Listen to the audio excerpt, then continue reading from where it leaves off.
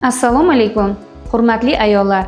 Bugun sizlar bilan 60-70% ayollarning og'riqlik muammosi sistit, uni keltirib chiqaradigan sabablar, ayniqsa siz bilmaydigan sabablari va dori-darmonsiz tabiiy yo'l bilan davolash usullari haqida gaplashamiz. Sistitni keltirib chiqaradigan asosiy 3 ta sabab.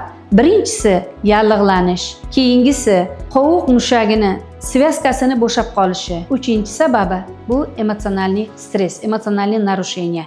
Ya'ni bu bolalarni qo'rqitsangiz o'sha kuni siyib chiqadi.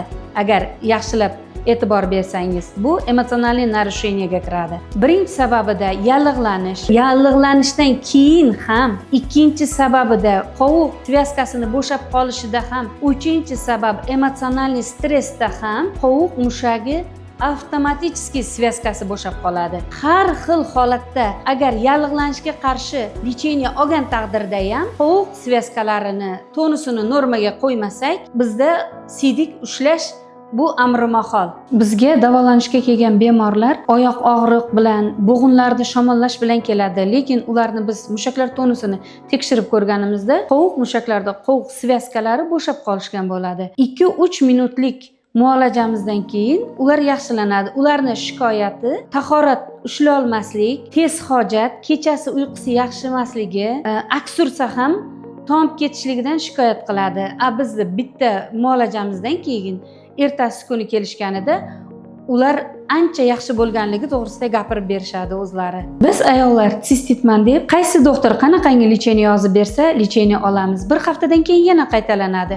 Men qayta lecheniya oldim, shunda ham sistit bo'lyapman deb juda ko'pchilik maslahat so'rab telefon qilishadi. Buning davosi aslida yallig'lanish emas, qovuq mushaklarni bo'shab qolishi, reproduktivniy organ mushaklarini tonusi gipo yoki giper holatiga kelib qolishi, qovuq svязкалari bo'shab qolishi. Agar sizda ham mana shu muammo bilan bezovta bo'layotgan bo'lsangiz, bizda Neyrobalans klinikamizda mushaklar tonusini normaga qo'yib, belingizdagi og'riqlarni ham qovuq mushaklarini normaga qo'yib, svязкalarini tonusini normaga qo'yish bilan davolaymiz. Agar siz ham shunday tez qaytalanib sistit bo'layotgan bo'lsangiz, buni sistitman deb o'ylayapsiz, lekin sistit emas. Sizda shu holat takrorlanayotgan bo'lsa, xavotir, qo'rquv, stress holati sizda ham bordir. O'zingizga yaxshilab quloq solib ko'ring. Bu qo'rquv, tahlika, stress holati reproduktivniy organ mushaklarini tonusini yoki giper yoki gipo holatiga olib keladi. Ya'ni tonusini disbalansiga olib keladi. Agar sizda ham shunday muammolar kuzatilayotgan bo'lsa, kommentariyda sistit so'zini yozib qoldiring yoki quyidagi raqamlarga qo'ng'iroq qiling.